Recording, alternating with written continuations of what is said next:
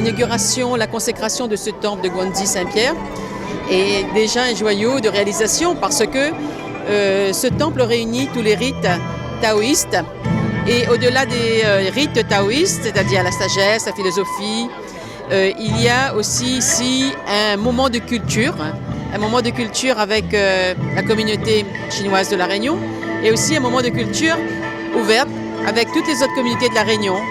Et je pense que ce temple sera un temple également ouvert à tout le monde et chacun des Réunionnais devra pouvoir le visiter et partager la culture chinoise et partager aussi la culture taoïste qui n'est pas une religion mais une philosophie de vie et de sagesse. Il y a 25 ans qu'on a acheté le terrain et puis on a eu plusieurs projets. Enfin ce projet-là a permis en 2009. Voilà, on a commencé effectivement la construction en 2011. Donc de 2011 à 2017, voilà.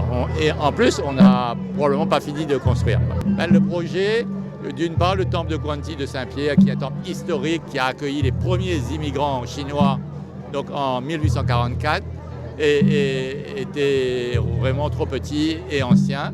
Et donc, on a cherché depuis de longues années à construire un nouveau temple.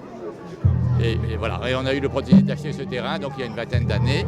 Et que la SCI Panthère a vendu ce terrain à l'association Gwanzi. Voilà. C'est une belle construction, un bel hommage à la communauté chinoise, idéalement placé dans la perspective en fait de l'église, du temple, de la mosquée.